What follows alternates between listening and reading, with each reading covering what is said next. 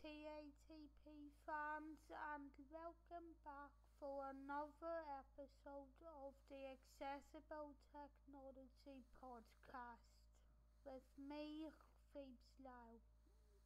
This is a podcast all about the most accessible technologies that exist in the modern world and that are the best for disabled people to buy, as well as covering what is the least accessible tech that exists in the modern world, and that also sometimes gets into supplying advice for technology companies on how they can make their technology more accessible for anyone who is interested in that. The podcast is now available to listen to by searching for the Accessible Technology Podcast over on Apple Podcasts, Amazon Music, Audible, YouTube Podcasts, and Spotify. So yeah, if you would be interested in keeping an eye on what all I'm covering on this podcast, you can follow or subscribe to it by searching for the Accessible Technology Podcast on any of those platforms. Plus there is also a Buy Me a Coffee page as well, which you can find by searching for buymeacoffee.com/PhoebesLau, and on there you'll be able to make a one-time donation to me if you like what you are hearing and you would like to continue to support me.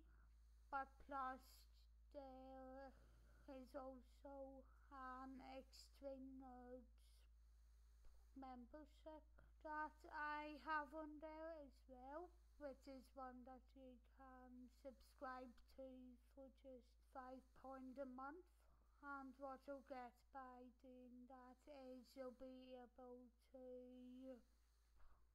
listen to full unedited versions of my podcast episodes, and yeah, you'll be able to get a wee bit of, you'll be able to get in contact with me through there as well. So if you want to, it's right there, but don't feel any pressure either way.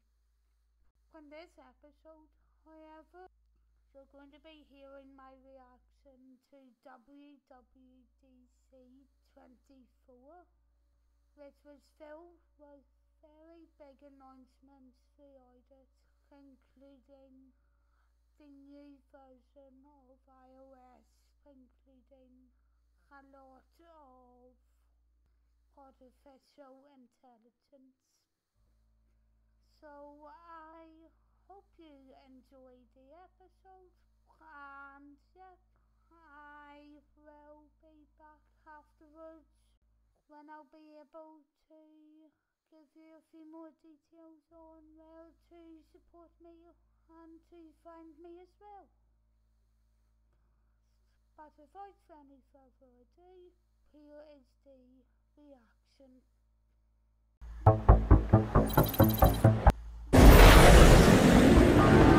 Big day, everyone. Biggest day of the year.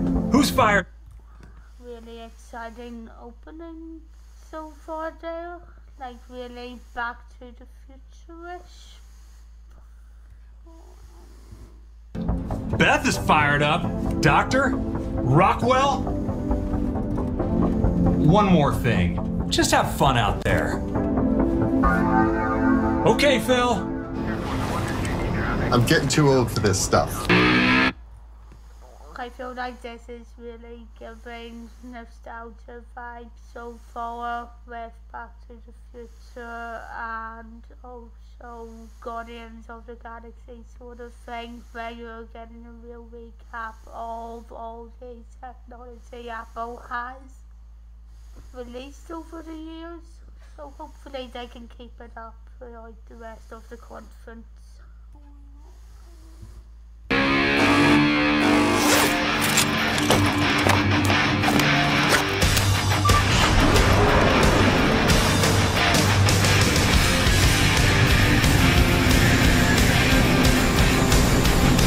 It's showtime. Wow, that was so cool. Good morning. Welcome to Apple Park. We're glad you could join us for what promises to be an action-packed and memorable WWDC.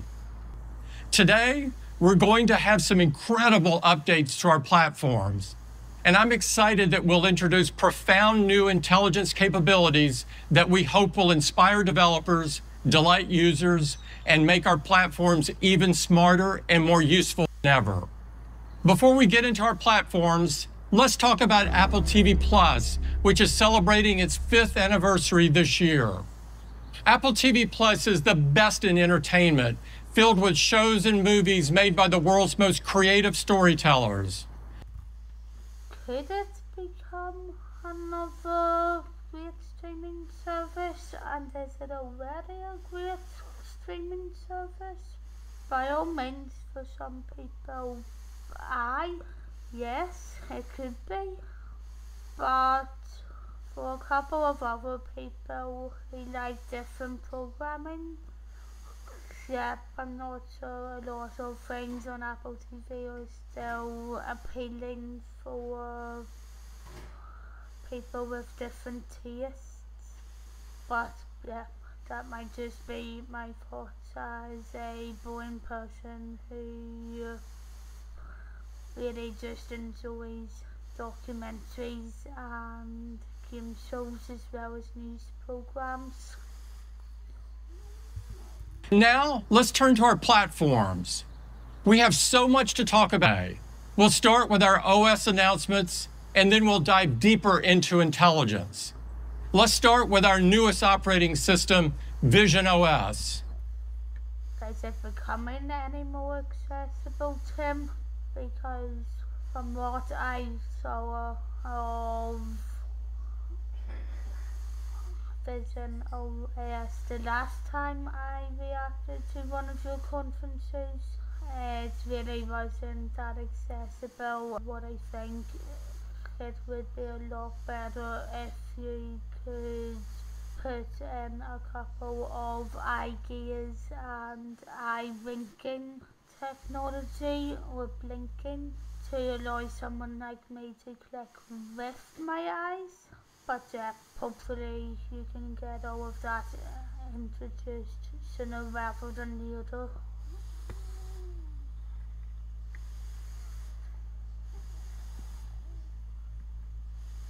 We released Apple Vision Pro in February, and we already have some great updates to share with you today.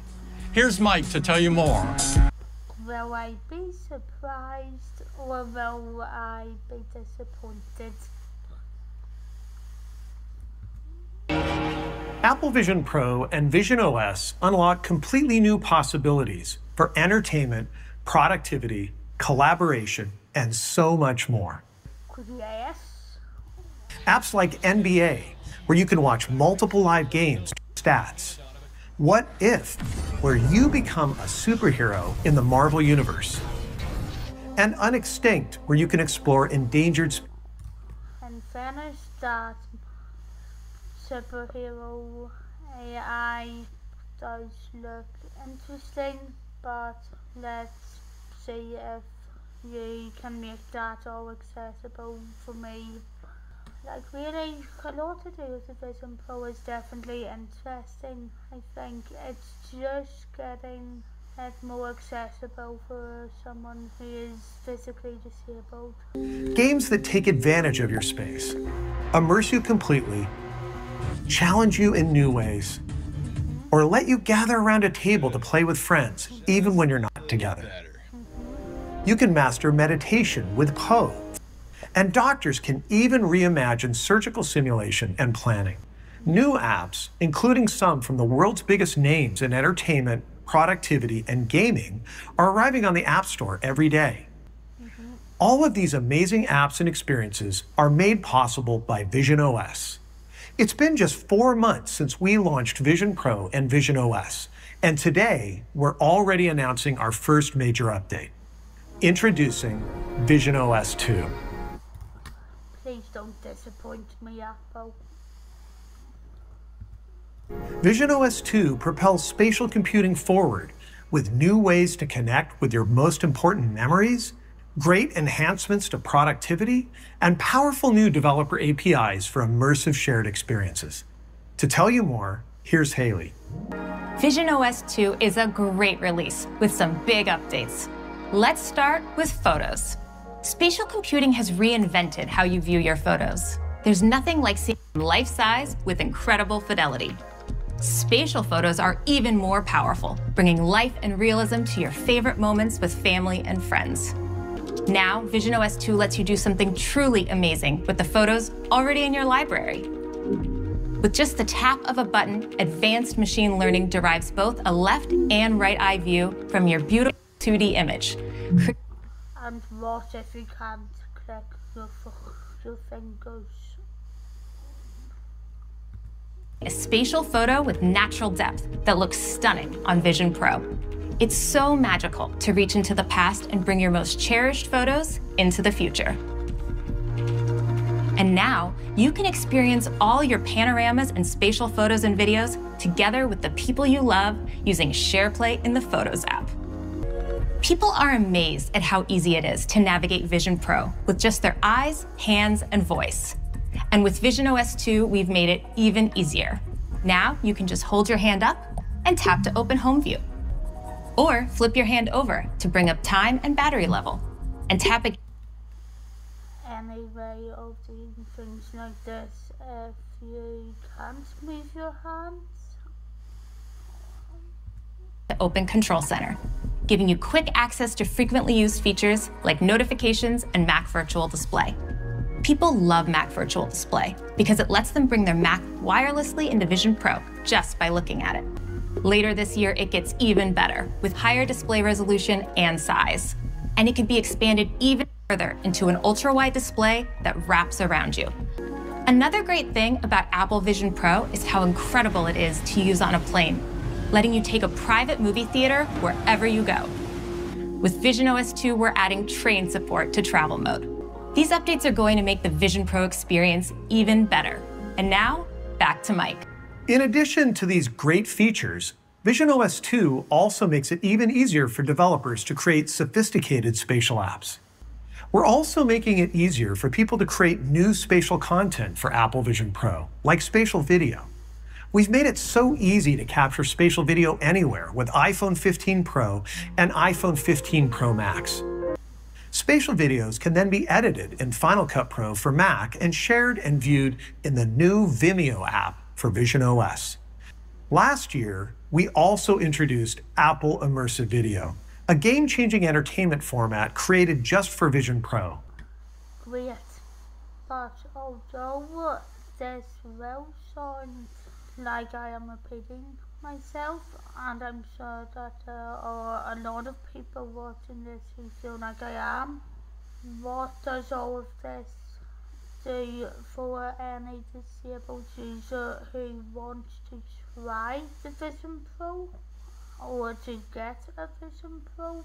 And how accessible is Vision Pro and everything you get with it for the disabled user base?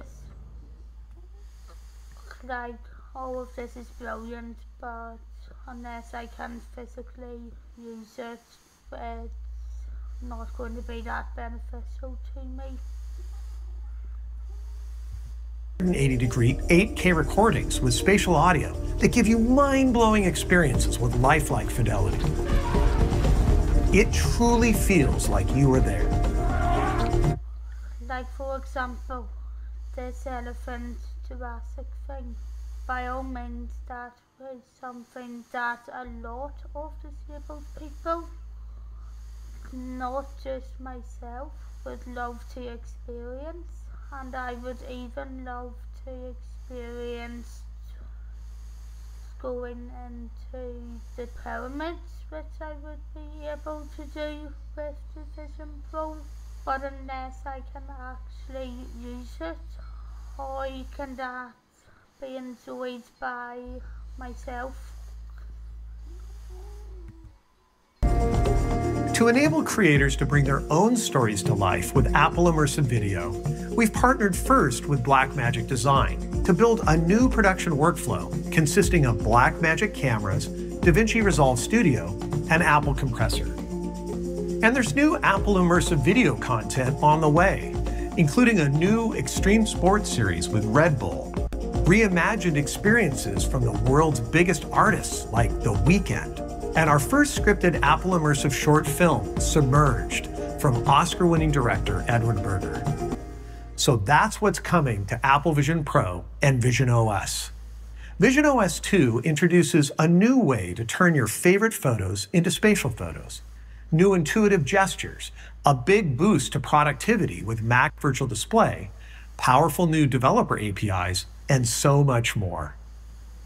As you can see, we're continuing to push Vision OS forward, as well as providing new content and capabilities for Apple Vision Pro. But it is still highly so disappointing as far as how many people will be able to use it. And I can see here that Apple really are not interested in selling this to disabled users, it seems, because the accessibility settings on the Vision Pro should certainly be upgraded and updated to include more options, such as controlling everything with a wink and moving your eyes. I've been hearing from people all over the world about their interest in this incredible product. So I'm happy to announce we're bringing Apple Vision Pro to these 8 countries next, starting with China, Japan, and Singapore on June 28th, and Australia, Canada, France, Germany, and the United Kingdom on July 12th.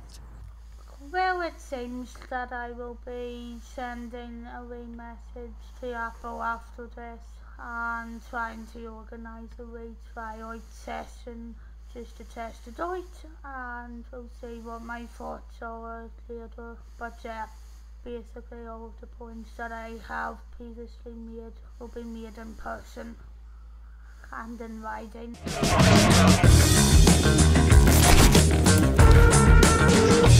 iOS 18 is a big release. First, let's talk about features that give you exciting new ways to personalize your iPhone, starting with home screen. You can already customize your home screen with your favorite wallpaper, apps, and widgets. Now, your app icons and widgets can add even more.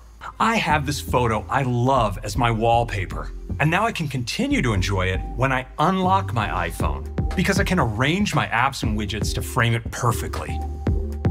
I can select them all and easily place them along the bottom, right above the dock, for easy access. Or even off to the side. That, in fairness, is actually really cool. However, now that we've moved on to the latest iOS announcement, we have an awesome new look for app icons when we go into dark mode. In addition to this new dark look, there are even more new ways to adjust how they look. I can bring up a new customization sheet, and now I can tint them all with color. that is cool. That is cool. Wallpaper. Or I can select any other color I want. Whether you prefer the classic look or want to go dark or style with color, there are so many possibilities to make your home screen truly your own. We're also bringing new levels of customization and capability to Control Center. When I swipe from the top right corner, I can see Control Center. And now Control Center isn't limited to just the controls you see here. I can swipe to multiple new groups of controls, like for media playback. And here are my home controls. And what's really great is I can get to any one of these groups with a single continuous swipe. To add more controls, I can open up the new Controls Gallery, where I have so many options to choose from. Developers can include controls from their apps as well. I can adjust how my controls are laid out and resize them too. That's the new Control Center. I do think that all looks cool, but what I am really liking is that it's easier to control the car if you have a hybrid or an electric car now, or one of the most up-to-date ones. So yeah, that does make me interested in looking back on the market again, but yeah, definitely easy enough to access, it seems. We have a new Controls API for developers. And that's not all. These new controls are also available from the lock screen. So you can swap a camera and flashlight for different controls, like taking a note when an idea strikes, or quickly capturing the moment for your Snapchat. Another key part of personalizing iOS is about keeping you in control of your privacy. And iOS 18 gives you even more ways to control who can see your apps, how you share your contacts, and how you connect to accessories. Sometimes we hand our device to someone so they can look at a photo or play a game, but we want peace of mind that they can't get into sensitive areas of our phone. So this year, we're giving you a new way to protect sensitive apps and the information inside them by letting you lock an app. If someone else tries to tap it, they will be required to authenticate using Face ID, Touch ID, or your passcode. And information from inside the app won't appear in other places across the system, like in search and notifications. There may also be occasions when you want to hide an app that you don't want others to know is installed on your device. Well, as someone who is now working in the media, that does seem an interesting feature to be able to hide an app.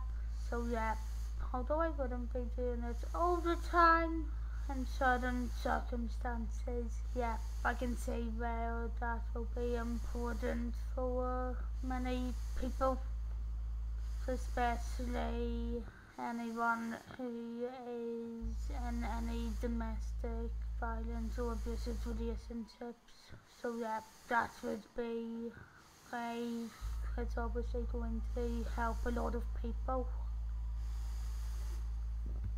We're also adding new ways to control how you share information with apps with contacts. Today, when you give an app access to your contacts, it can learn about all the people you've added over time. In iOS 18, we're putting you in control by letting you decide which contacts an app can see. We're also putting you in control when you pair accessories.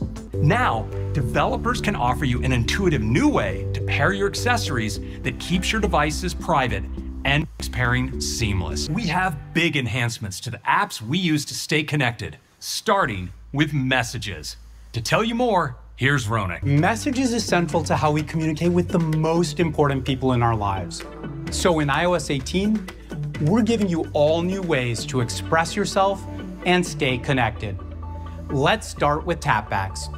Tapbacks are one of the most popular ways to express yourself. This is a huge year for tapbacks. We've not only redesigned your favorites, we're now giving you limitless ways to express yourself by letting you tap back with any emoji or sticker. We're bringing one of your most requested features to Messages. When you don't want to forget to send that friendly reminder or birthday text in the morning, you can schedule your message to send later. We're also giving you more ways to express your tone. And when formatting's not enough, we're introducing a new way to visually amplify your messages with text effects. Whether you want to emphasize some major news, bring your emoji to life, or you're just blown away by a stunning photo. I know they may think that a couple of these effects are new, and some people who are new to Apple may think that they're new, but I am beginning to think that some of these effects, like the animations, I'm suffering a wee bit of deja vu, because I have a sneaky suspicion that some of these might have been around in the last few years, because I definitely do recall using them before. You can express yourself in all new ways with text effects. Some words and phrases automatically surface a suggestion, so you can quickly select one and send it. And you can also add one of the many new effects to any text. Last, there's a new way to stay connected whenever you don't have Wi-Fi or cellular service.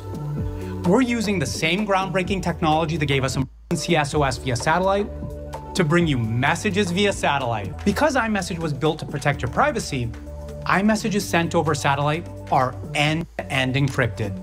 And if you need to text people not on iMessage, we're supporting SMS messaging via satellite too. Now, let's talk about another app we use to communicate, Mail. We're giving you a new way to stay in control and manage incoming email with on-device categorization that organizes your messages and helps you stay up to date across all of your accounts. The primary category enables you to focus on what matters most.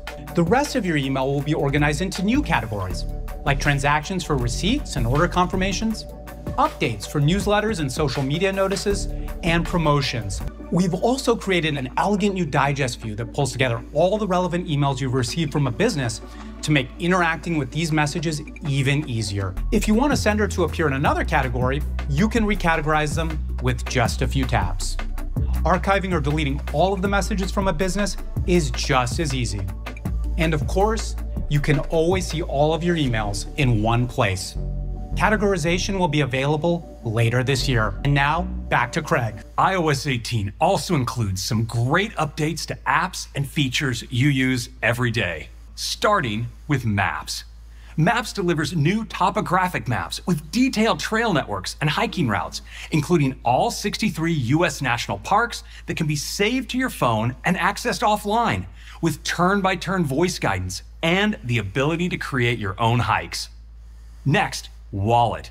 Continuing on our journey to replace your physical wallet, we're introducing Tap to Cash, a quick and private way to exchange Apple Cash without sharing phone numbers or email addresses. You can pay someone back for dinner just by holding your phones together. We're adding 2 new ways to pay with Apple Pay Online, giving customers around the world the ability to redeem rewards and access installments from their banks and card providers. I know they introduced the easier AirPlay and sharing technology last year by holding 2 iPhones together. However, that way of paying someone back could actually be useful. The only thing, however, that I think would also be beneficial with this technology would be if they could allow an iPhone user to do it to someone who has one of the phones from the other side that we dare not mention, because I have a lot of players who are stubborn and aren't into trying Apple technology. So yeah, that would be a good way of paying some of my social players back if we're ever in the need to send money through. And event tickets are getting a beautiful new design and new features, including an all-new event guide combining helpful information about the venue with smart recommendations from your favorite Apple apps. We also have updates to Journal that let you log your state of mind and help you keep track of your goals with an insights view that shows your writing streaks, a calendar, and other fun stats.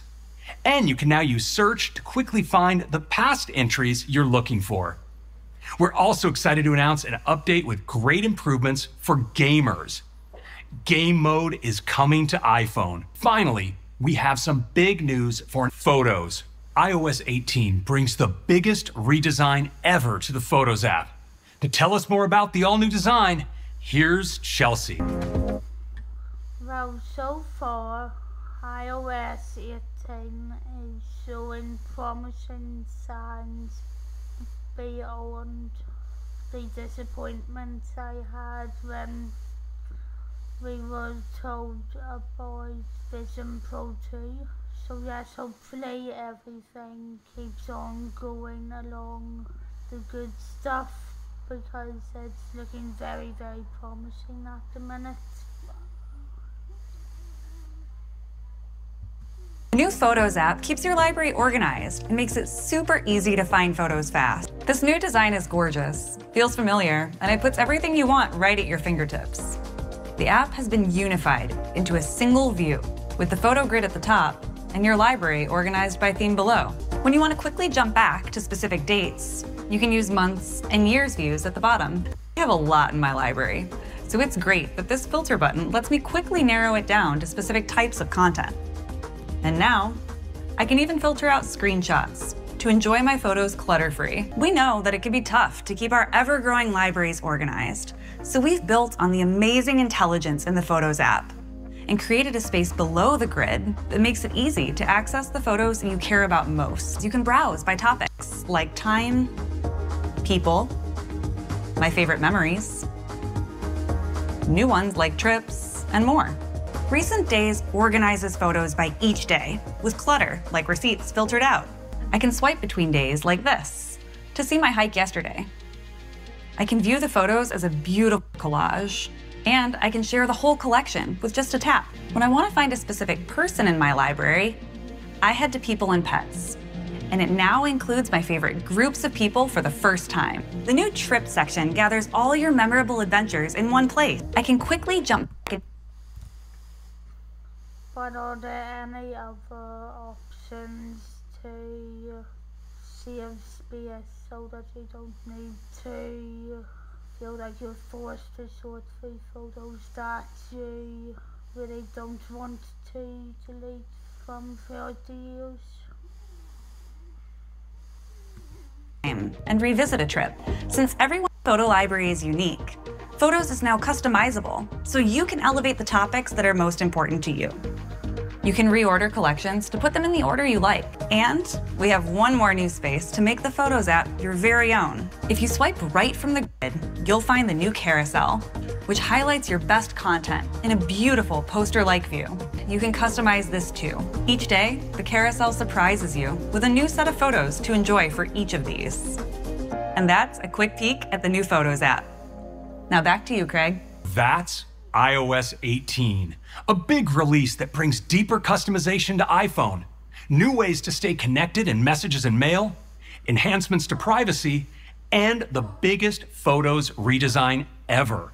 And so much more, including an option for larger icons on the home screen, RCS messaging support, and reminders integration in Calendar.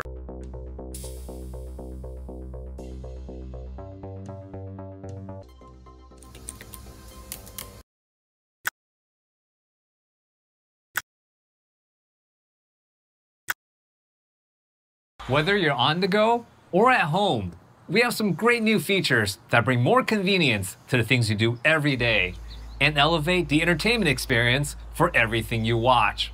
So, let's start off with AirPods, which are the most loved headphones in the world with an incredible audio experience. This year, we're but just not worth the money for a lot of other people. Like the headphones, what can they really do that are better, that is better than any other headphones or earphones on the market? even easier to interact with Siri for a seamless, hands-free experience. For those instances when you may not want to speak out loud in response to Siri, we've created the ability to simply nod your head yes or gently shake your head no to interact. That's interesting, mind you.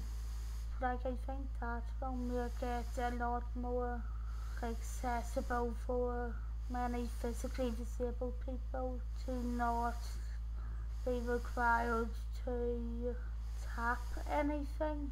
So, in fairness to you, Apple, you're getting me back with this. AirPods are also perfect for staying in touch with friends and colleagues by taking calls anywhere, even in windy conditions or places with loud background noise.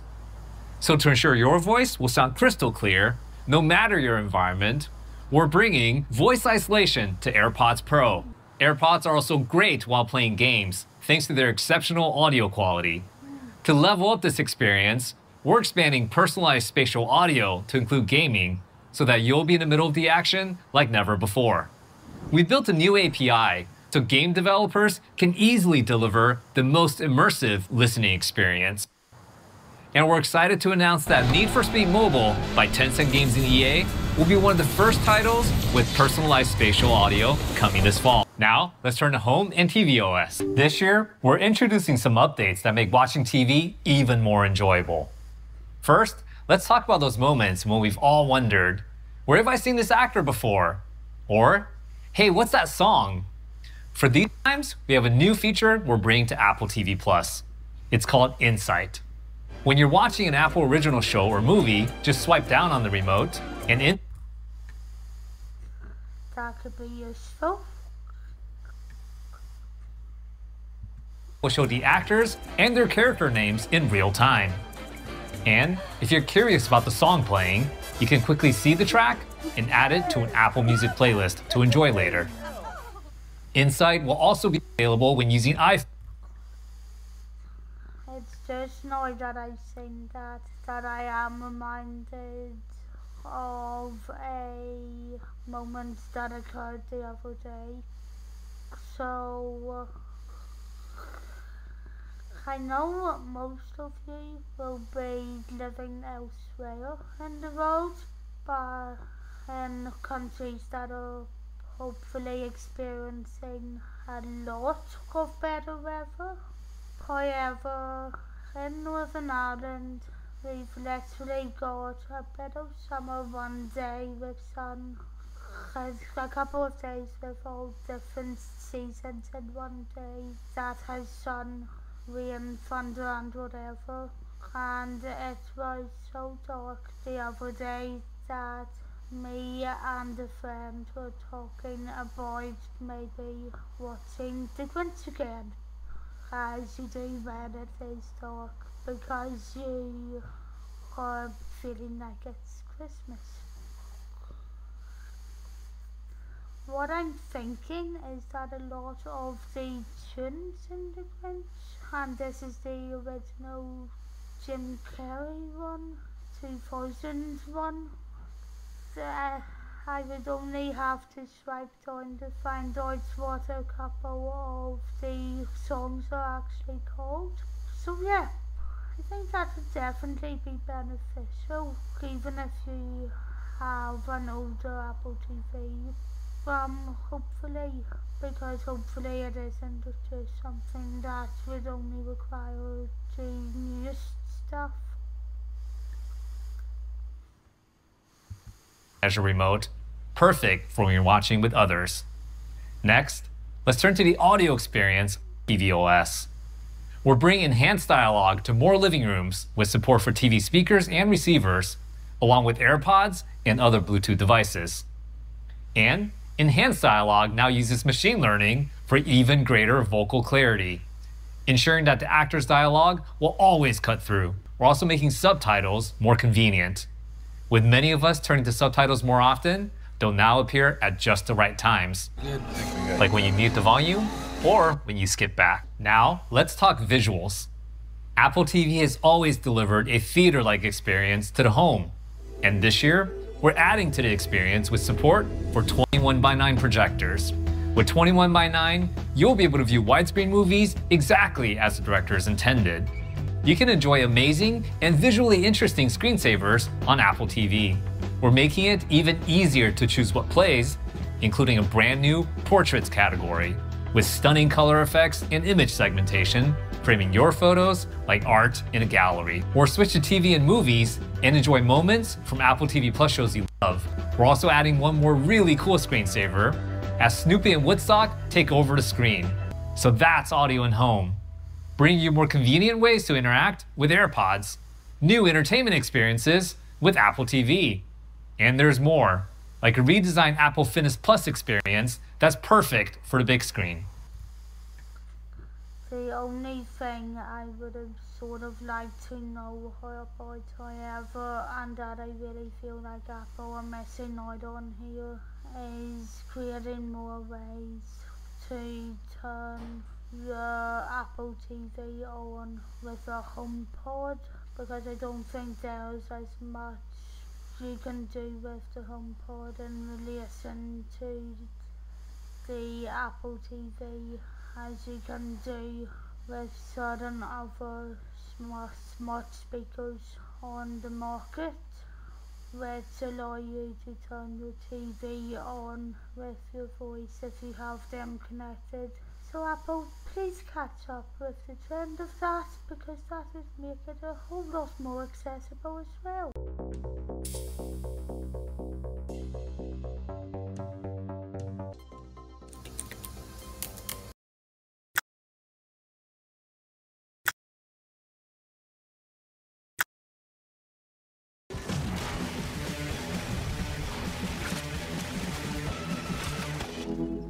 My Apple Watch always motivates me to stay active, and this year will be no different.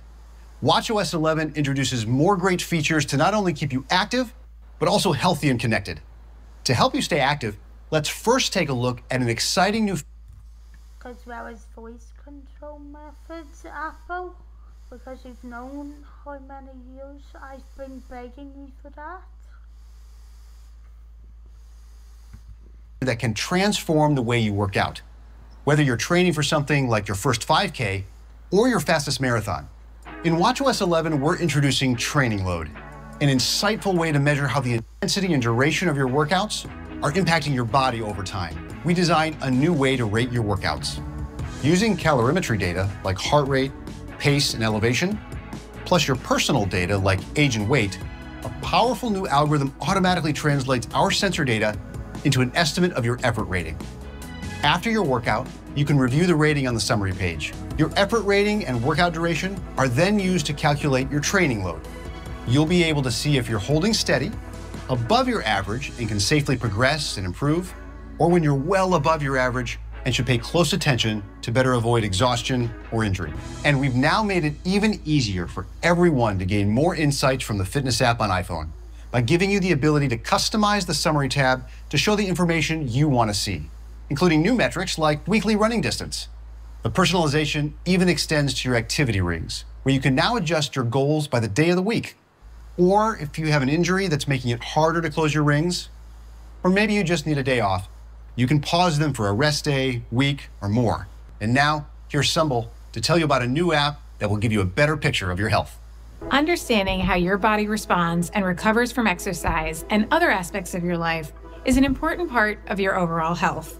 Because Apple Watch can track key vitals while you sleep, like heart rate, respiratory rate, and wrist temperature, it can give you a deeper understanding of your body. So with watchOS 11, these metrics are the foundation of the insightful new Vitals app, where you can check in on your daily health status and explore your most important health metrics with just a glance. You can also see how your metrics relate to your typical range, which is determined from your own historical information and an algorithm developed using real-world data from the Apple Heart Movement Study. For additional insights, your metrics will be highlighted when they're outside of your typical range, with details on what's changed over the last week. And when multiple metrics are out of range, you'll be notified with a tailored message to help you understand how these changes may be linked to other aspects of your life, such as alcohol, elevation changes, or even illness. And that's the Vitals app. Now, let's talk about another time when context about your health matters, which is during pregnancy. Cycle tracking can now show you gestational age to support you during this important time. The Health app will display your pregnancy across all charts and prompt you to review things like your high heart rate notification threshold, since heart rate often increases during pregnancy. Those are some of the advances in health. And now, back to David to tell you what's coming to keep you connected. With Apple Watch, you can have quick and meaningful interactions right on your wrist. making it so easy to stay connected to the world around you and the people you care about, without always needing to take your iPhone out of your pocket. Whether it's using Apple Pay to buy your morning coffee or hop on the subway, telling Siri to add an item to your grocery list, or replying to a message from a friend, you can do it all with just the raise of a wrist. And last year, we introduced the Smart Stack. It's another way to keep you connected to important. And what if you can't raise your wrist? What is available to make the Apple Watch accessible for people who are physically incapable of raising their wrist, such as using the Apple Watch via voice controls instead, and advancing the amount of voice control that is available.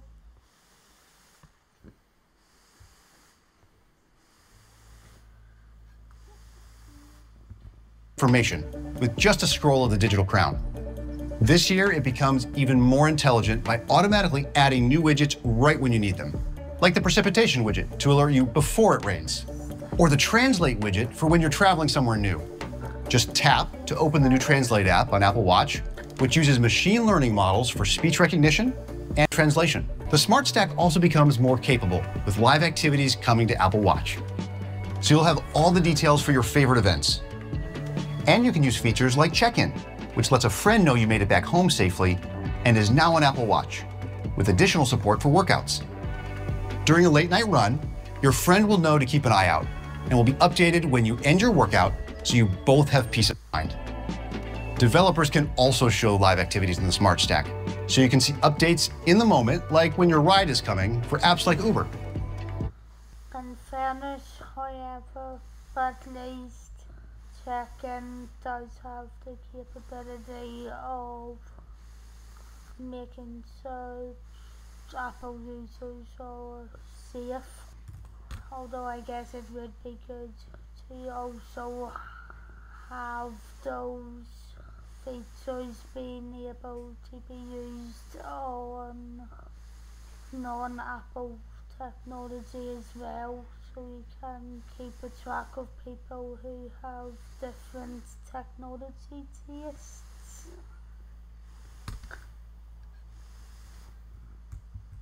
And with the new Double Tap API, they can also define actions within apps, like Sprout Baby Tracker, to log your baby's time of sleep without waking them.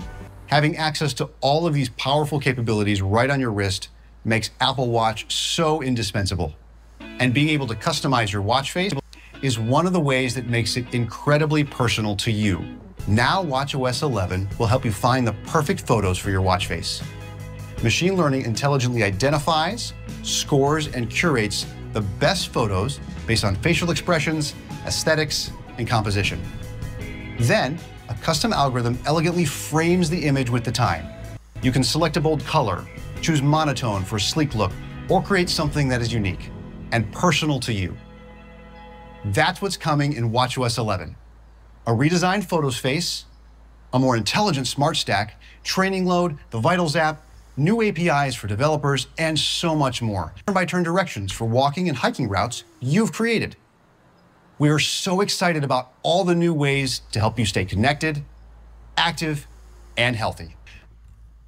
But yet again, how can a user who uses the Apple Watch make various changes to their watch when they are not able to use their fingers or their wrist, because they are completely incapable of doing that in some cases? This is the things that Apple do need to keep an eye on, and that's even coming from me as a very loyal Apple fan.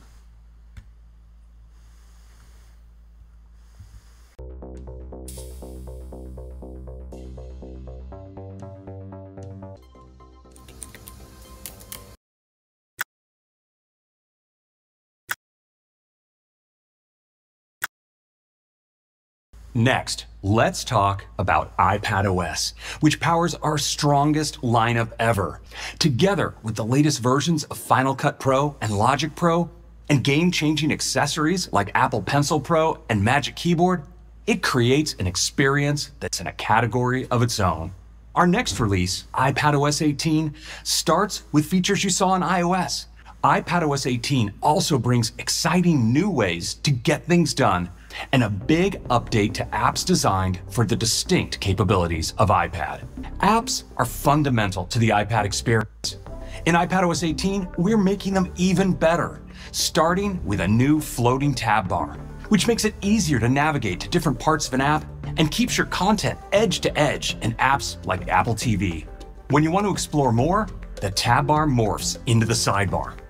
If you use a specific tab often, you can customize the tab bar to keep your favorites within easy reach. This redesigned experience works in apps across the system. We've also made it easier to browse your documents, giving each app a distinct new look. You'll discover refined animations. Across apps, animations will feel even more responsive. And for developers, all these elements are available as APIs to adopt in your apps too. Now, let's take a look at updates to SharePlay and Freeform. One of SharePlay's best features is screen sharing. Now, you can tap and draw on your screen to point out what they should do on theirs. And if you need to assist more directly, you can ask for permission to remotely control their iPad or iPhone. I know various people, quite a lot of people who I think could benefit from that in relation to me giving them guides. So, yeah, if anyone is watching this and you have an iPad that you don't know how to get around, that is definitely something that could beat having to go on to YouTube.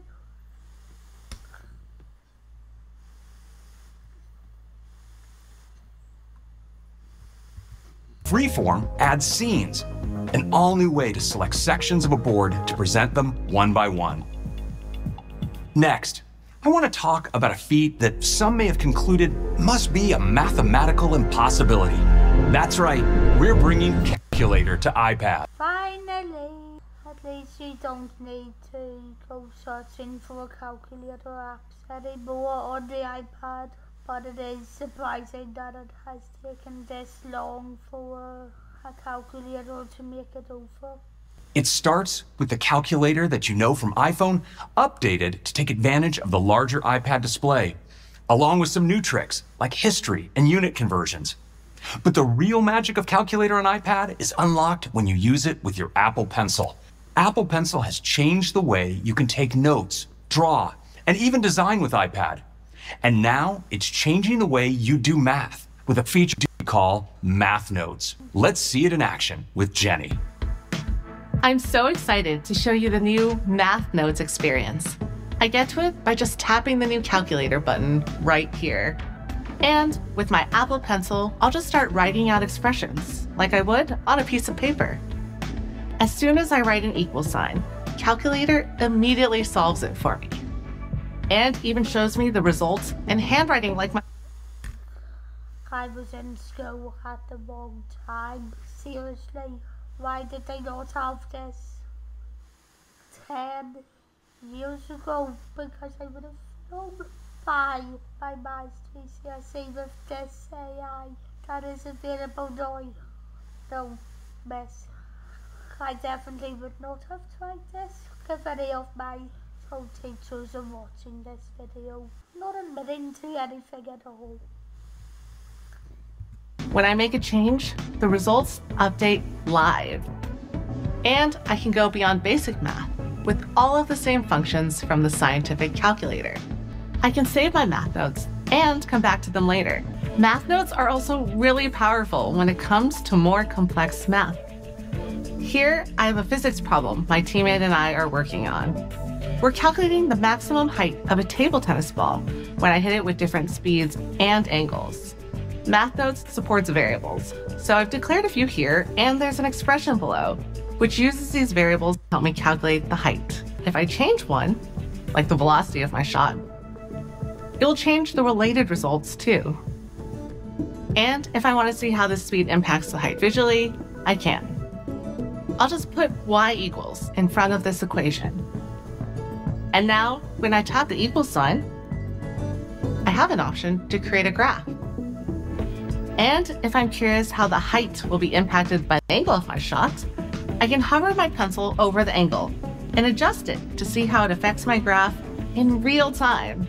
It's an easy way to explore equations in math. And that's just a quick look at math notes in Calculator. Why Apple did not have any of their sites 10 years previously? Because I could have so used that.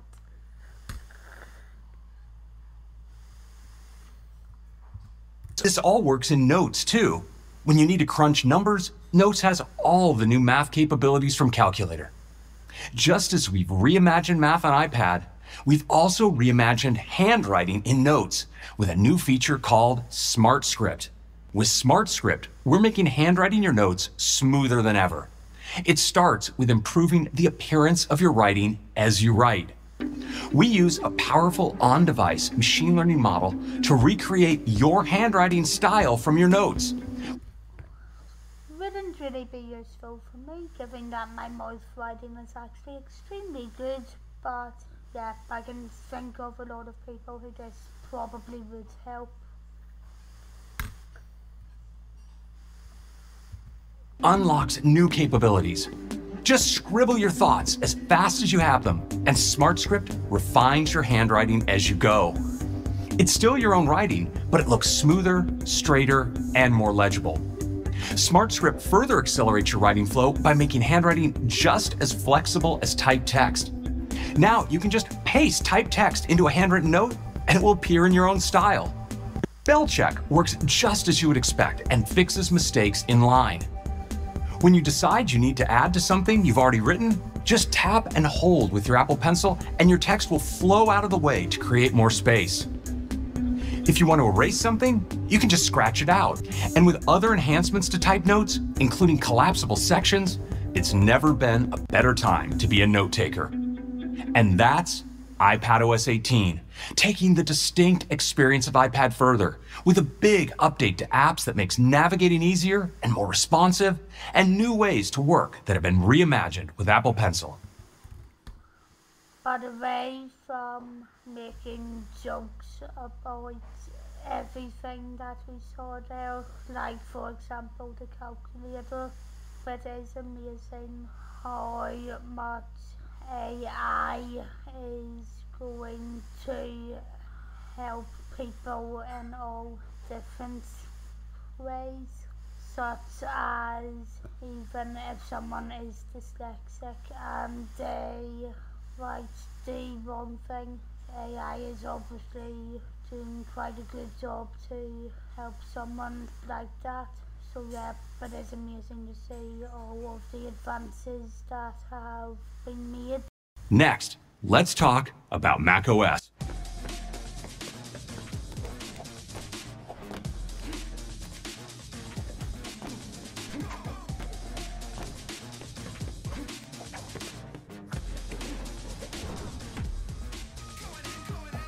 The all-star combination of the power of Apple Silicon and the legendary ease of use of macOS have made the Mac more capable than ever.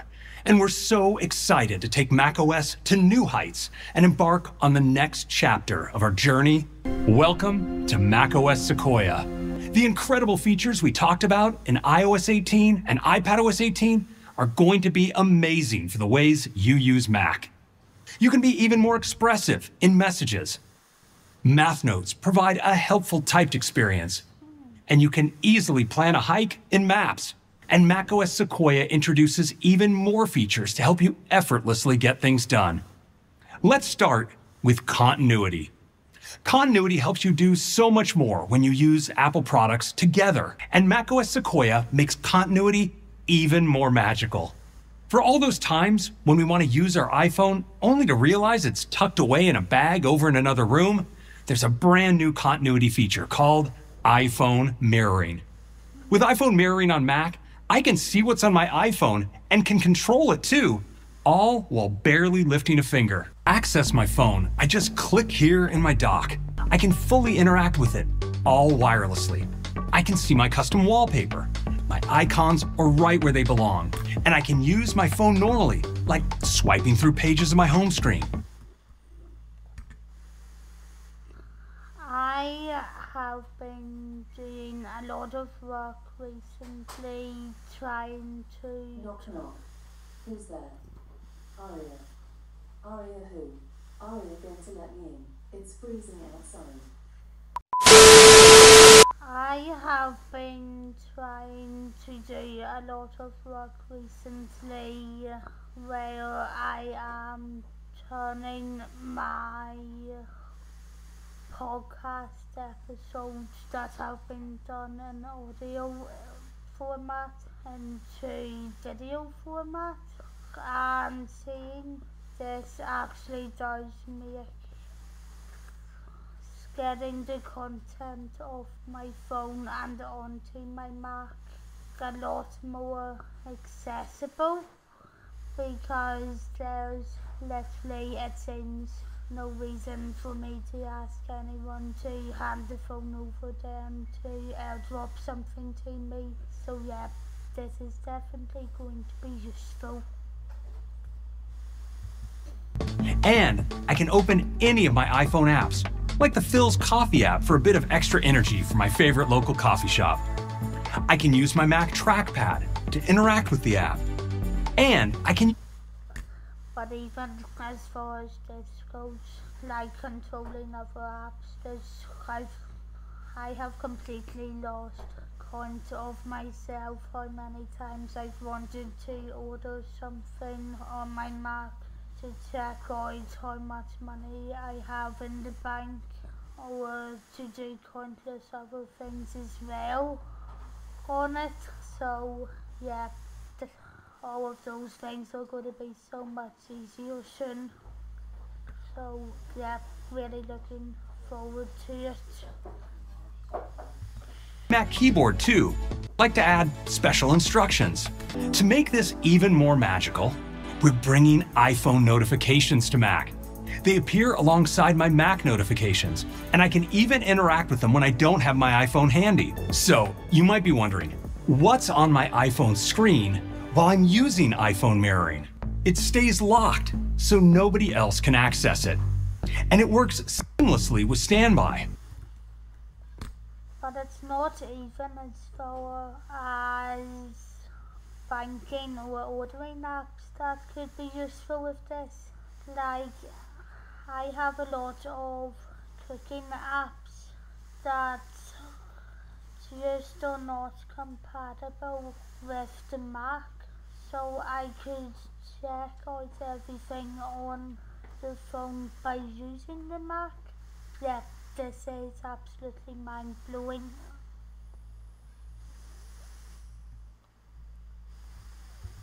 Standby stays visible so I can get information at a glance as I use my phone. And iPhone mirroring makes it effortless to combine the power of my Mac and the convenience of its big screen with the things I get done on my iPhone. I'm using a template in the Unfold app to make a post, and I've got one last video to add.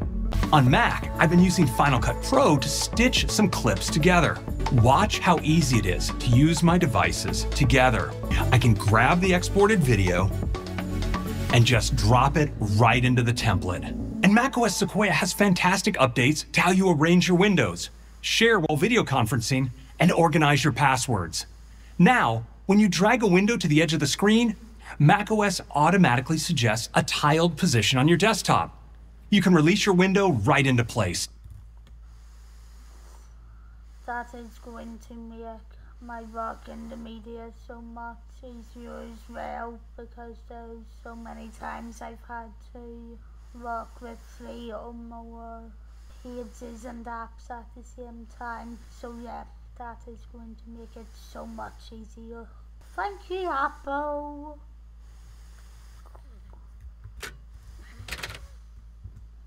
And new keyboard and menu shortcuts help you arrange your tiles even faster. Now, let's talk about video conferencing. When you're on a video call, say goodbye to oversharing with the new Presenter Preview. It lets you see what you're about to share before you share it, and works with apps like FaceTime and Zoom. And when you want to express yourself or just hide the laundry behind you, you can now replace your background with some beautiful built-in backgrounds or your own photos. So, is that really that different to anything else that we are currently able to do on video calls? We're building on the foundation of Keychain to help you manage your passwords. For over 25 years, we've been adding features to make logging into your accounts easier. And now we're introducing the Passwords app.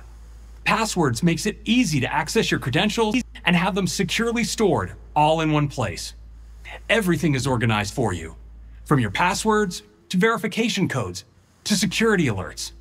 You can find the app on Mac, iPad, iPhone, Vision Pro, and on Windows with the iCloud for Windows app. Now, here's Beth to tell you about Safari. In macOS Sequoia, Safari is the world's fastest browser, enabling you to fly through the web with lightning speed. And it offers up to 4 hours more battery life than Chrome when streaming video. Safari is also a trailblazer in privacy, with industry-leading intelligent tracking prevention and private browsing that's actually private. If you missed anything we've added to Safari in the last few years, it's time to check it out. Safari has everything you need to feel at home, like profiles, translation, and more. And in this release, we're making it even better with easier ways to discover content and streamline your browsing. Safari can now help you discover more about the page with highlights. Safari uses machine learning to automatically detect relevant information and highlight it for you as you browse. Highlights share helpful information like directions, summaries, and quick links to learn more about people, music, movies, and TV shows. So if you're planning a trip, you can effortlessly discover a hotel's location and phone number right there. Even get a summary, so you can get the gist before reading on. Summaries are also integrated into a redesigned Reader. Reader instantly removes distractions from articles, and now it can provide a table of contents and includes a helpful summary right next to the article. We're bringing a distraction-free experience to video on the web as well, with Viewer. When Safari detects a video on the page, Viewer helps you put it front and center, while still giving you full access to system playback controls like AirPlay and Picture-in-Picture. And video automatically moves into Picture-in-Picture if you click away. And that's a quick look at what's new in Safari. Let's talk about gaming.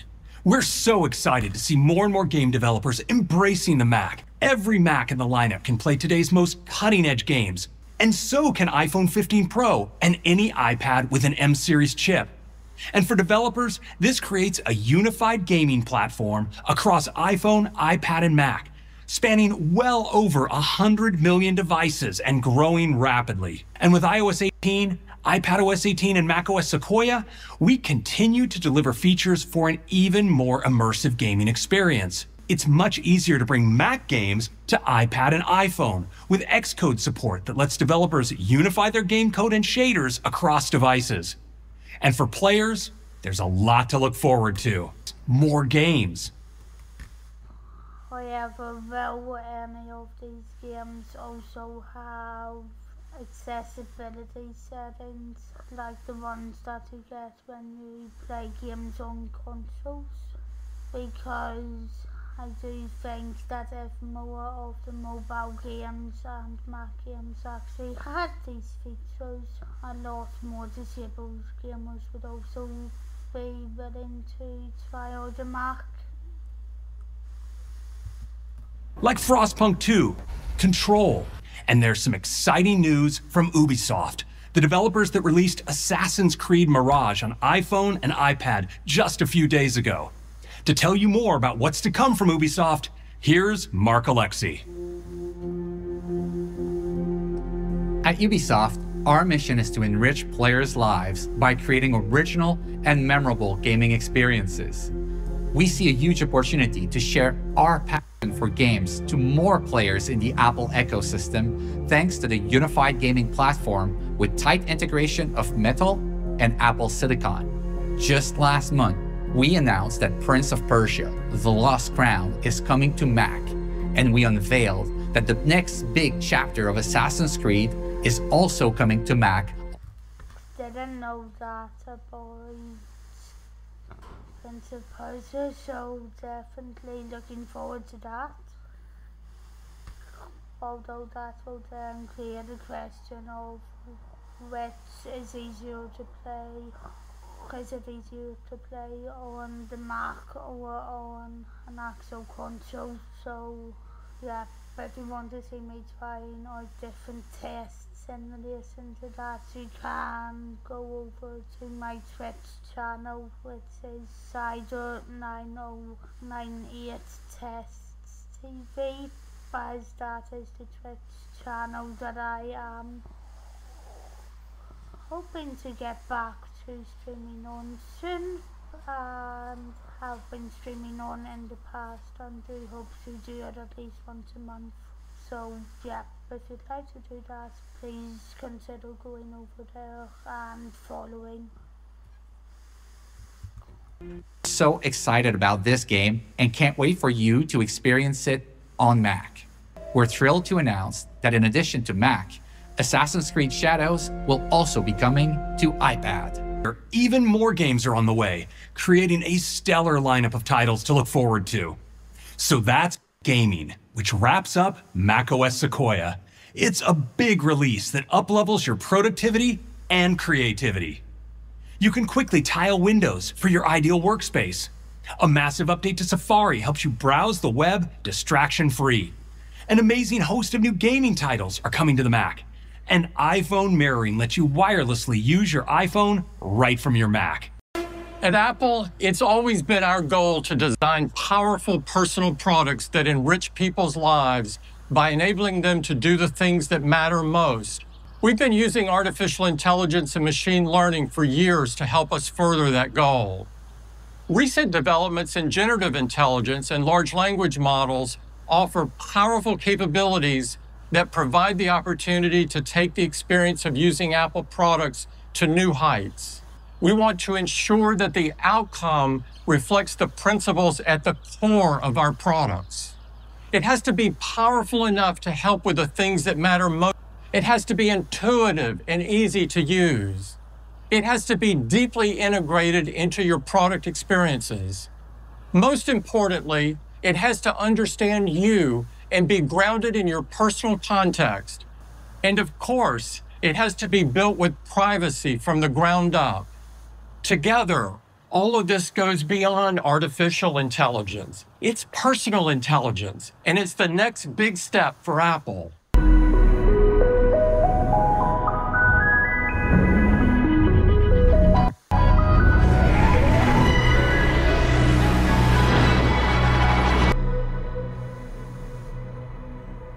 Introducing Apple Intelligence. To tell you all about it, here's Craig.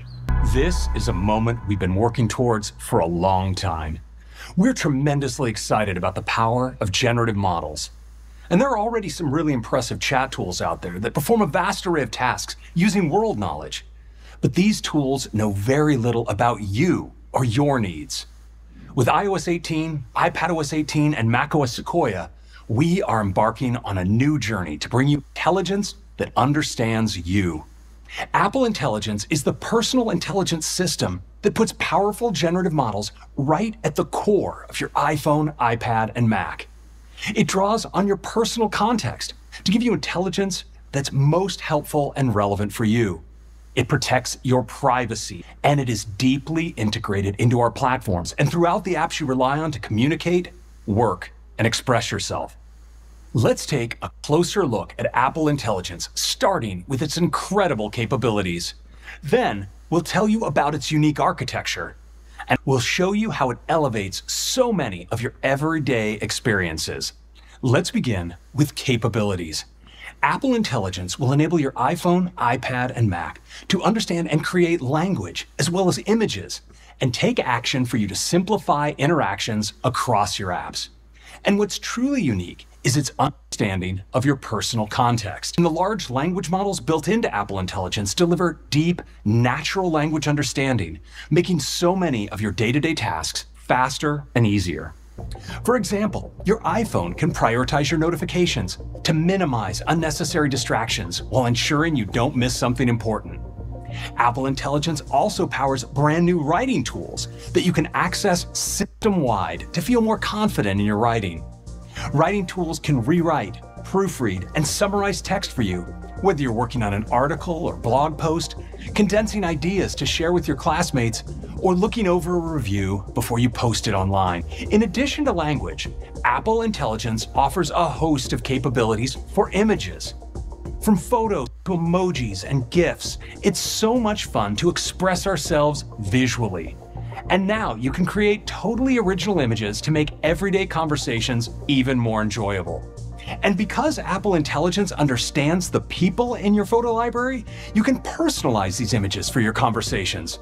So, when you wish a friend a happy birthday, you can create an image of them surrounded by cake, balloons, and flowers to make it extra festive. You can create images in 3 unique styles: sketch, illustration, and animation. In addition to messages, this experience is built into apps throughout the system, like Notes, Freeform, Keynote, and Pages. Another way Apple Intelligence is deeply impactful is its ability to take action. The greatest source of tools for taking actions is already in your pocket with the apps you use every day. And we have designed Apple Intelligence so it can tap into these tools and carry out tasks on your behalf. So you can say things like, pull up the files that Jaws shared with me last week, or show me all the photos of Mom, Olivia, and me, or play the podcast that my wife sent the other day. We're designing Apple Intelligence to be able to orchestrate these and hundreds of other actions for you. There's one more critical building block for personal intelligence, and that's an understanding of your personal context. Apple Intelligence is grounded in your personal information and context with the ability to retrieve and analyze the most relevant data from across your apps, as well as to reference the content on your screen, like an email or calendar event you're looking at. This can be incredibly useful in so many moments throughout the day. Suppose one of my meetings is being rescheduled for late in the afternoon, and I'm wondering if it's going to prevent me from getting to my daughter's play performance on time. Apple Intelligence can process the relevant personal data to assist me. It can understand who my daughter is, the play details she sent several days ago, the time and location for my meeting, and predicted traffic between my office and the theater. Understanding this kind of personal context is essential for delivering truly helpful intelligence, but it has to be done right. With Apple Intelligence, powerful intelligence goes hand in hand with powerful privacy.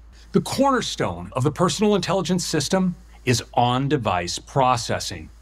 We have integrated it deep into your iPhone, iPad, and Mac, and throughout your apps, so it's aware of your personal data without collecting your personal data. This is only possible through our unique integration of hardware and software and our years-long investment in building advanced silicon for on-device intelligence. Deeply integrated generative models require immense processing power.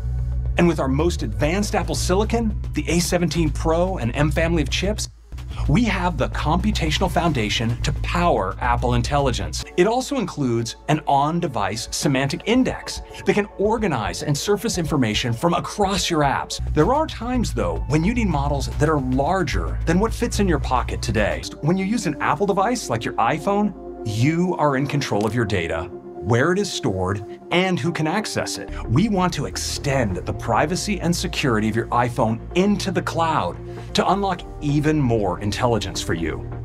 So we have created Private Cloud Compute. Private Cloud Compute allows Apple Intelligence to flex and scale its computational capacity and draw on even larger server-based models for more complex requests while protecting your privacy. These models run on servers we've especially created using Apple Silicon.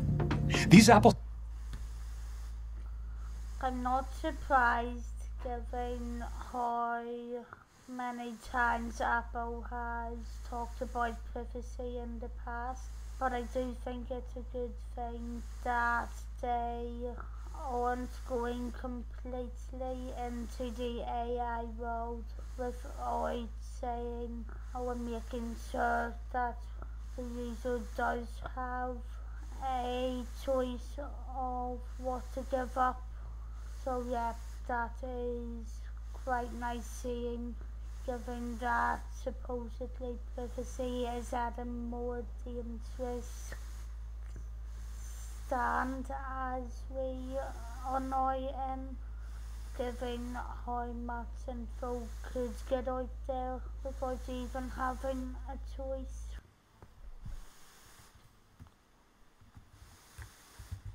Servers offer the privacy and security of your iPhone from the silicon on up. Draw on the security properties of the Swift programming language and run software with transparency built in. When you make a request, Apple Intelligence analyzes whether it can be processed on device. If it needs greater computational capacity, it can draw on private cloud compute and send only the data that's relevant to your task to be processed on Apple Silicon servers. Your data is never stored or made accessible to Apple.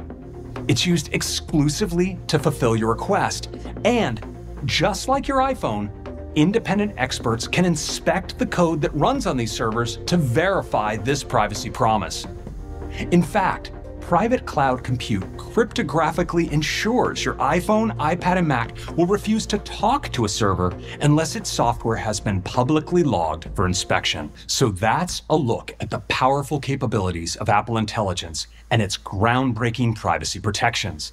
Now, we'd love to show you how it will transform your apps and experiences across iOS 18, iPadOS 18, and macOS Sequoia. From a big leap forward for Siri, to powerful tools for writing and communication, and fun visual ways to express yourself. Let's start with Siri. Here's Kelsey to tell you more. Siri helps you get everyday tasks done quickly and easily. And now, thanks to the incredible power of Apple Intelligence, we have the foundational capabilities to take a major step forward. Right off the bat, you'll see Siri's got a new look. When you talk to Siri, you'll notice it's more deeply integrated into the system experience with this elegant glowing light that wraps around the edge of your screen. And you can speak to Siri more naturally, thanks to richer understanding capabilities. Even if I stumble over my words, Siri understands what I'm getting at. Siri also maintains conversational context. There are also certain times when you might not want to speak to Siri out loud. What's great is that now, at any time, you have the option to type to Siri. With just a double tap at the bottom of the screen, I can quickly and quietly ask Siri to set an alarm. And you can switch between text and voice in a moment. We're also laying the groundwork for some brand new ways that Siri will be able to support you. One of which is its extensive product knowledge.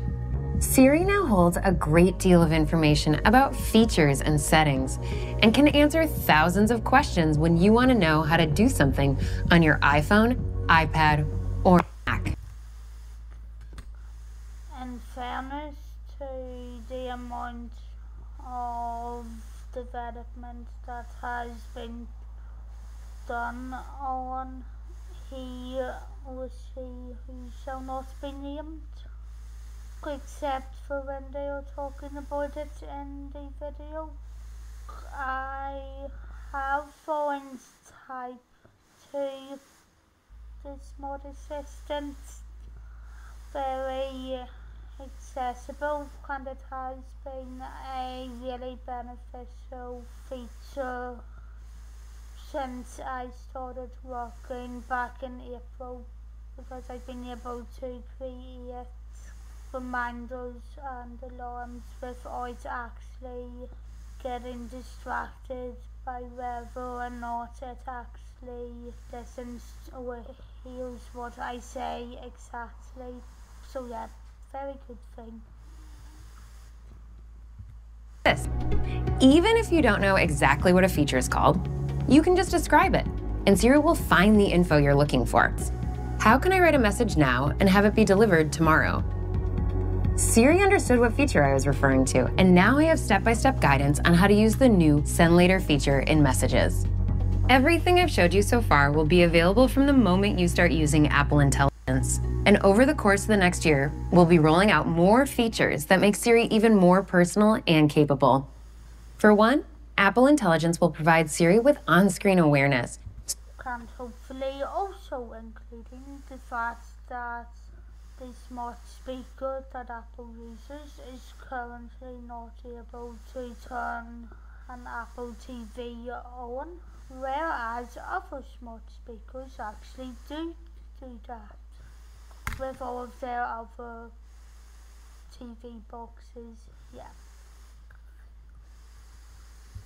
Be able to understand and take action with things on your screen. For example, say a friend texts you his new address. Right from the messages thread, you can say, add this address to his contact card. And Siri will take care of it. Siri will also understand more of the things you get done in your apps. And with new orchestration capabilities provided by Apple Intelligence, Siri will take actions inside apps on your behalf.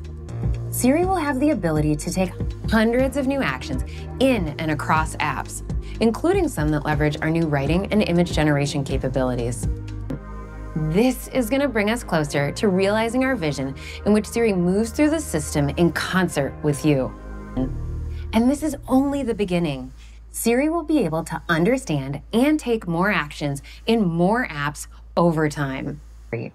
Here's Justin to show you more places throughout the system where Apple Intelligence simplifies and accelerates your tasks. Apple Intelligence unlocks incredible new ways to enhance your writing.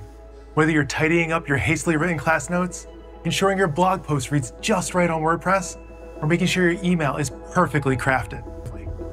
Rewrite gives you different versions of what you've written, so you can choose the one you like best. This is great for making sure your cover letter for that job you're excited for lands. So, in one way, I am excited about that, but yeah, I do see another view as well, which says if it's that easy to change text, to what extent is AI going to take over writing books, writing study papers, and all the rest, and is it really going to be that great when it overrides whatever a human thinks? By all means, I'm excited for what it has to offer as well, and this could actually be useful to someone, but yeah, that fear does exist as well, and people would have a right to be worried. Perfectly. And suggestions are shown in line. Rewrite also helps you get the tone right. Have you ever reread a work email that you just wrote and thought, oh, this might not go over well? Well, now you can change the tone of that response to your colleague to make it sound more friendly, professional, or concise. You can also describe how you'd like it rewritten. Another way writing tools can help you is with Proofread. Say you're emailing your English professor. With Proofread, you can nail grammar, word choice, and sentence structure to put your best foot forward. You can review suggested edits and their explanations individually, or accept them all with a click. And if you're about to email a project status that has gotten quite long, use Summarize to bring out the key points, and then add them as a TLDR right at the top. In addition to Mail, you can access writing tools system-wide. Apple Intelligence also powers Smart Reply in Mail. For example, when you need to RSVP to an event, you will now see suggestions for your response based on the email. If you say you'll be there, Mail identifies questions you were asked in the invite and offers intelligent selections so you can quickly choose your responses. Finally, let's talk about how Apple Intelligence helps you stay on top of a busy inbox. We all deal with sorting through a ton of email every day. And now it's easier and faster than ever to browse your inbox. Instead of previewing the first few lines of each email that don't always convey the most useful information, you can now see summaries visible right from your email list. So without even opening the email, you'll know that your team is meeting on Thursday to discuss a new design. And if you jump into a particularly long email when you're in a hurry, you can tap to reveal a summary at the top of the email and cut right to the chase.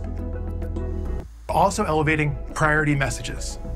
Apple Intelligence can understand the content of the emails you receive, determine what's most urgent, and surface it right at the top. And deep understanding of language extends beyond your inbox into more places, like your notifications. Apple Intelligence also enables an all-new focus called Reduce Interruptions. It understands the content of your notifications to selectively surface only the ones that might need immediate attention. From catching up on priority notifications, staying present and focused with Reduce Interruptions, and refining your words with writing tools, Apple Intelligence helps you save time in so many ways. Now, over to Cyrus to show you how it unlocks new ways to express yourself. So far, impressive, but scary for some.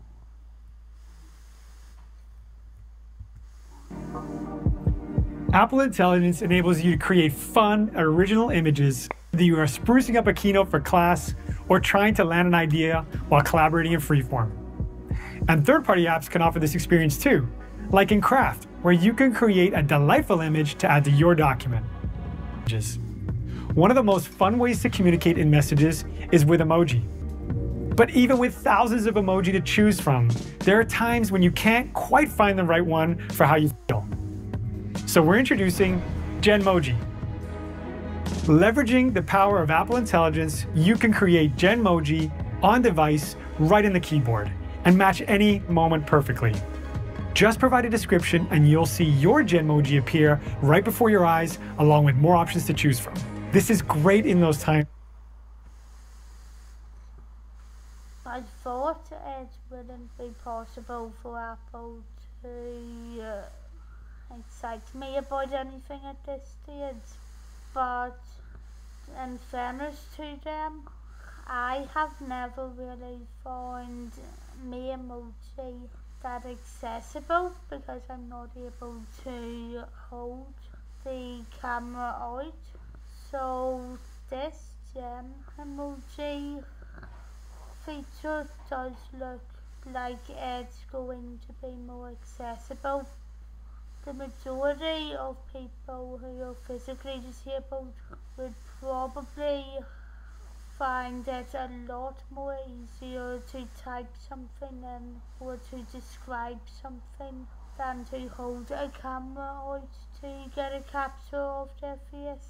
So yeah, I'm really impressed by this so far, and it could definitely be an alternative to make the emoji making process a lot more wide and enjoyable.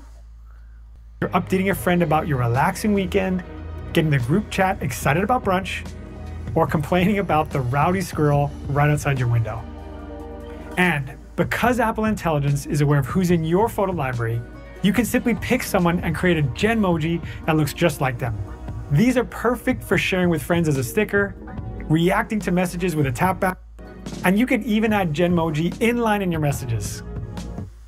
But would you also be able to create a Genmoji of someone in a wheelchair? Because that's what I would really like, even if it doesn't exactly have a ventilator or a trachea tube. So yeah, whether or not that happens, we'll have to see.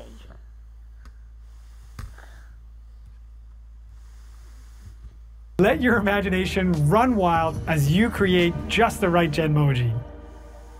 And because it's so much fun to use images to express ourselves, we went even further with a new system experience we call Image Playground.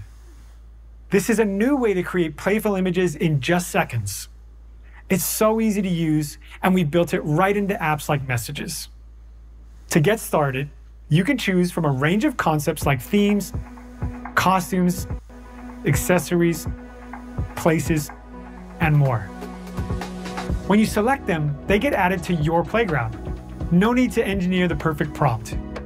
In a few seconds, you'll see Apple Intelligence creates a preview of what your image could look like. A moment later, you'll see more previews you can swipe through. This all happens on device, so you have the freedom to experiment and create as many images as you want. This is great for quickly responding to your friends with just the right image. When you have a really specific idea in mind, you could just type a description to add it to your playground. And you can easily adjust which style you want to use. And choose from animation, sketch, or illustration. If you change your mind along the way, no problem. Just switch back and you'll see your previous preview. Since Apple Intelligence understands your personal context, you'll see suggestions for concepts related to your Messages conversation, including you and people from your Messages thread. When selected, it uses appearances from photos to add you or one of them to the image you're creating. In addition to Messages, this experience is also available in apps like Keynote, Pages, and Freeform. To make it easy to experiment with creating images, we've also built a dedicated Image Playground app for them. Now, here's Seb to show you more experiences enabled by the powerful capabilities of Apple Intelligence. With the ability to deeply understand and create images, Apple Intelligence unlocks some fantastic new experiences, like a brand new tool in the Notes app that we call Image Wand. Image Wand can transform a rough sketch into a polished image that complements your notes and makes them more visual. And it's available right in your tool palette. Oh, what's really fun is that you can even circle empty space, and it will pull out context from the surrounding area to suggest the ideal image to go with your note. Very interesting, Apple, but some part of me thinks that you have got that idea from Samsung, but giving the relationship between you guys, yeah, I think we can ignore that. Apple Intelligence also helps us make the most out of our ever-growing photo libraries. First, we have an update to photo editing. We've all had that time when we thought we got the perfect shot and realized later it wasn't quite perfect.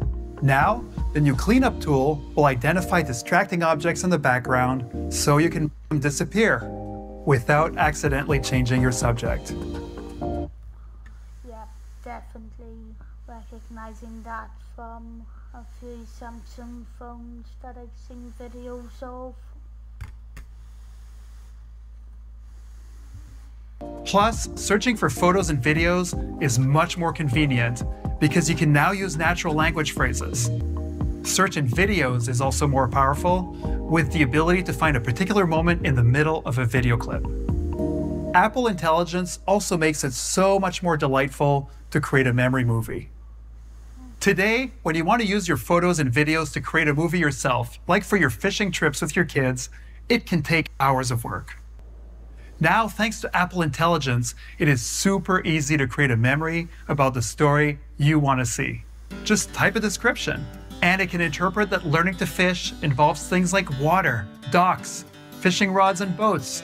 Using its language and image understanding, Apple Intelligence picks out the best photos and videos.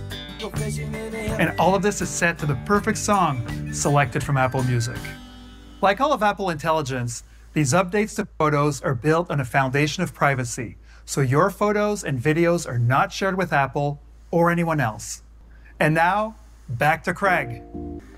Apple Intelligence is truly unique in how it understands you and meets you where you are. And what you saw here is just the beginning. It enables so many more helpful features. For example, in the Notes app, you can now record and transcribe audio to capture detailed notes while staying present in the moment. And when your recording is finished, Apple Intelligence generates a summary to help you recall the key points at a glance. Recordings, transcriptions, and Apple Intelligence-powered summaries are also coming to the phone app. And when you start a recording in a live call, participants are automatically notified. Apple Intelligence is available for free with iOS 18, iPadOS 18, and macOS Sequoia. Still, there are other artificial intelligence tools available that can be useful for tasks that draw on broad world knowledge or offer specialized domain expertise. We want you to be able to use these external models without having to jump between different tools.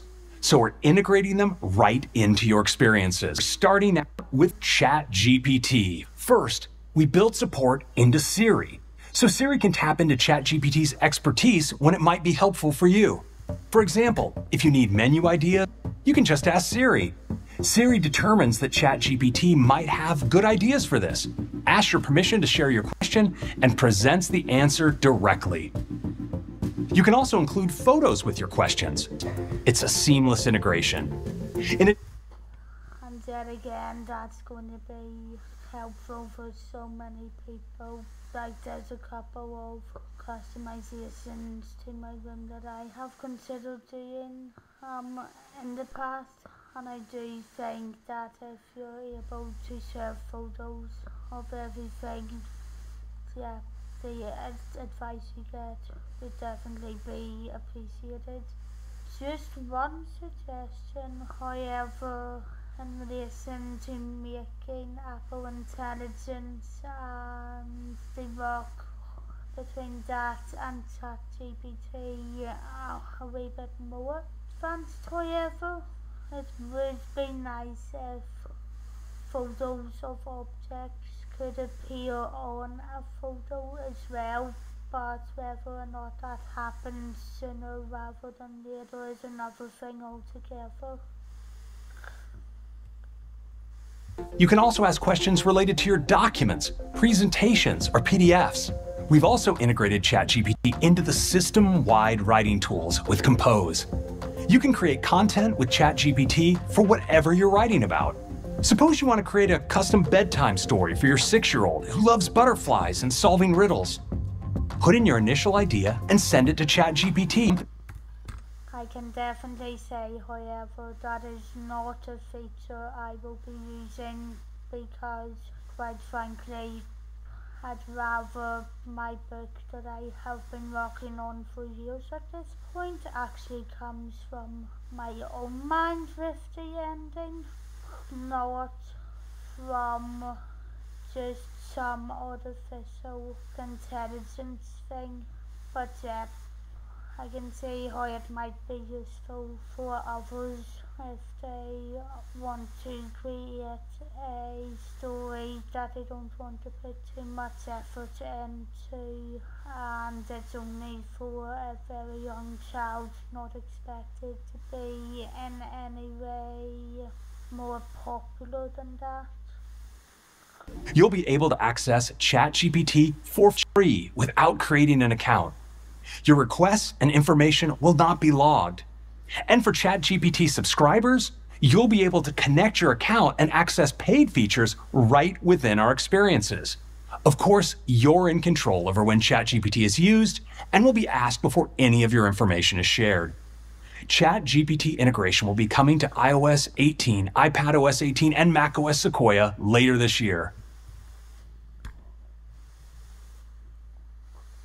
But really, I do wish now that that info would have been available a little bit before I subscribed for a fortune to ChatGPT on my phone. So yeah, that will be getting deleted, and I shall look forward and wait for whenever iOS 18 finally makes its way over to the UK. We also intend to add support for other AI models in the future. So that's Apple Intelligence, with tremendous benefits for developers and users. This is AI for the rest of us. Personal intelligence you can rely on at work, home, and everywhere in between. Apple Intelligence harnesses the power of our most advanced silicon and will be available on iPhone 15 Pro and iPad and Mac with M1 and later. This is the beginning of an exciting new chapter of personal intelligence. Intelligence built for your most personal products, your iPhone, iPad, and Mac. Intelligence grounded in the things that make you, you. And intelligence available to you system-wide, so you can get things done in the way that works for you. We are just getting started, and I hope you are as excited as I am for the road ahead. And now, back to Tim. Thank you, Craig, and thanks to all of our presenters. It's been an exciting day of announcements. We shared powerful new features and advancements to our 6 incredible platforms. And the introduction of powerful new Apple Intelligence features to iOS 18, iPadOS 18, and macOS Sequoia make these releases game changers. Built in a uniquely Apple way, we think Apple Intelligence is going to be indispensable to the products that already play such an integral role in our lives. Well, there's a lot to comment on now. Starting off with my disappointments, I am still heavily disappointed in the way that Vision OS and WatchOS have been updated, and in relation to the new features that are coming to them, because both of those products could very easily have settings that make their platforms way more accessible for disabled users, especially those disabled users who cannot move. Yes, it's brilliant that Vision OS has a whole load of live videos and spatial videos that you can put into it, but as much as spatial video is good and can help someone who uses it experience something that they are not able to get to in person, the Vision OS headset could definitely be advanced a wee bit more, so that it allows someone like myself who realistically will never experience some of the pyramids over in Egypt, but has an interest in it, to experience that through a virtual reality headset, which makes it feel quite real. Similarly with WatchOS, as I have said for years on end now, it would be really good if WatchOS had a couple of accessibility features that were able to allow the user to control the watch with their voice, or to control it in more ways through the app. There's no reason why the Apple Watch couldn't include features such as echoing if you can't feel it tapping on your arm if a notification comes through, or if someone phones you on it. So if you were able to do that, it would be a lot better and would, I think, convince a lot more people to go out and buy it. As far as everything else, however, goes, I am really happy with iOS 18. With iOS 18 for the iPad and iOS 18 Sequoia for the Mac, because it shows that you are able to do so many things with it. I mentioned throughout the video that there's so many things that the phone being available on your Mac could bring, which even comes down to whether or not an app on your phone is compatible with the iPhone, but isn't actually compatible for Mac. So that would allow you to actually see what you want to see without having to go onto your phone. So yeah, really happy with that. And I also think that although many of the features in Apple Intelligence may be slightly scary and may not be taken up by a whole load of people, they are definitely very advanced, and it's good that people will have a choice of whether or not to use them. But anyway, if you like this video and you have watched the entire video the whole way through, please make sure to like, comment and subscribe to my PL Tech Reviews YouTube channel, and I update this channel probably around once or twice a month, although that is a wee bit more difficult for me to do at the minute because I am working a lot of the time, so yeah, but yeah, it does get updated as regularly as possible in that sort of schedule. So if you would like to listen to the audio version of this reaction, you can do so by searching for the Accessible Technology Podcast on Apple Podcasts, Amazon Music, Audible, YouTube Podcasts and Spotify. And I will have a channel for all of the video versions of the podcast apps soon, so please look out for that in the near future. However, if you would be interested in donating to me to help me fund everything that I do on here, you can do that by going over to my Buy Me a Coffee page as well, which you will be able to find by searching for buymeacoffee.com/FabeSlyle. If you would like to follow me on Twitter or on Instagram, you can find me on Twitter by searching for @FabeSlyle. And if you would like to follow me on Instagram, you can find me by searching for The Real FabeSlyle. And I also do have a Twitch page now, which you can find by searching for Cider9098 Tests TV.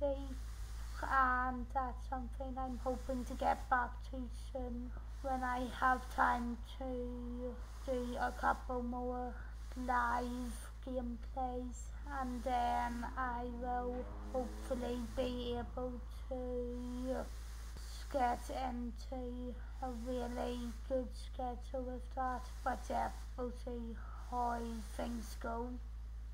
But anyway, as I said, thanks for watching the video, and I hope you look forward to what I'm doing in future.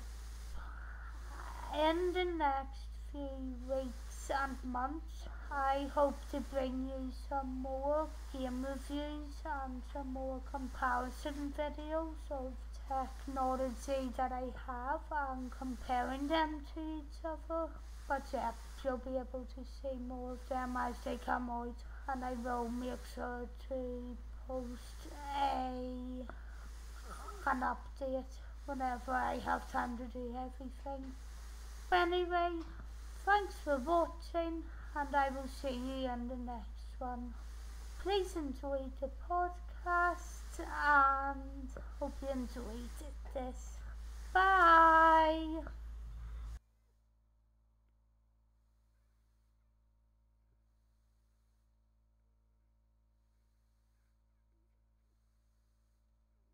So what did you think about everything that was announced during WWDC24?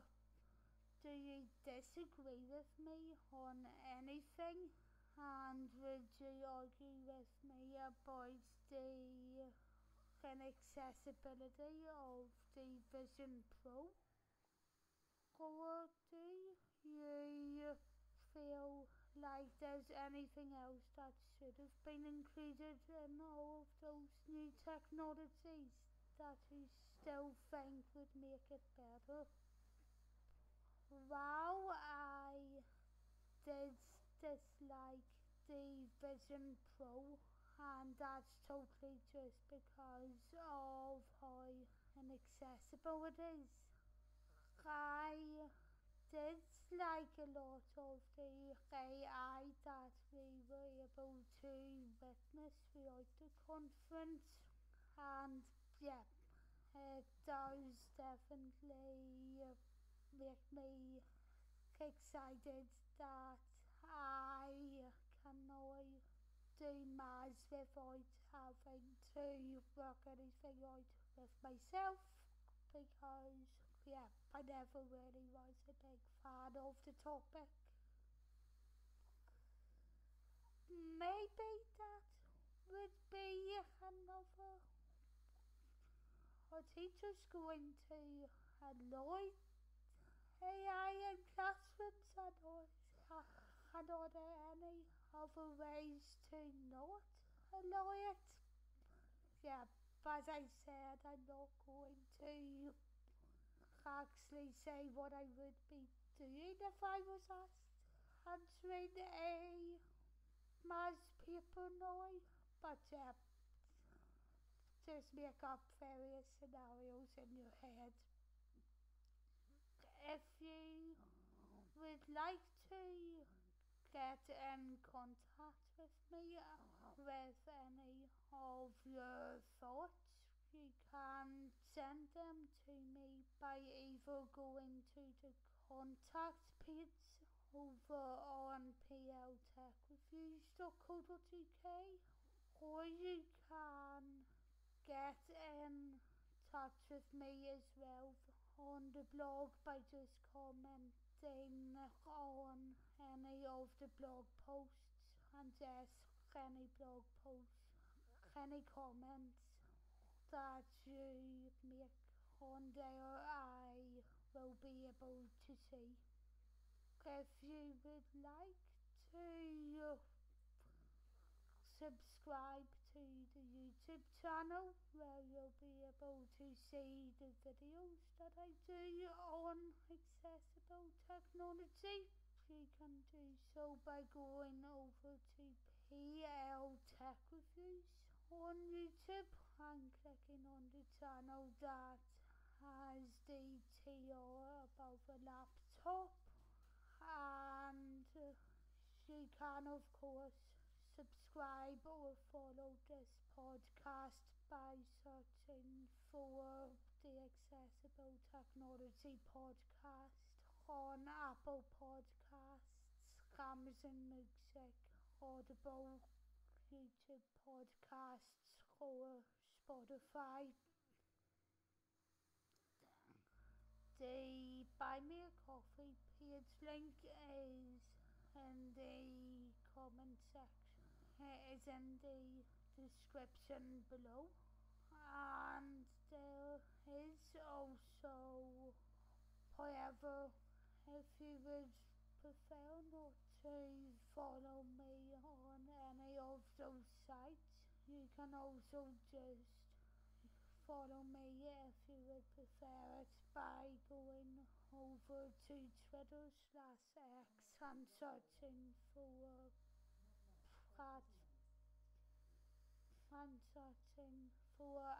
@PhoebesLyle, and you can also follow me on Instagram by searching for The Real Phoebes.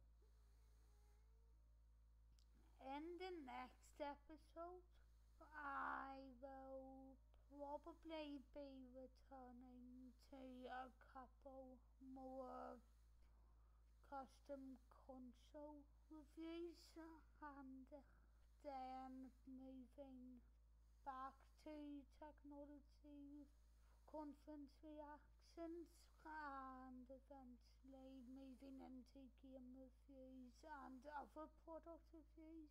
But yeah, there's really no set structure of what all gets covered in this podcast, but anyway, I hope you like it anyway. Thanks for listening, and I'll see you in the next one, whenever it comes. campsite and whatever on earth Get is covering. Bye!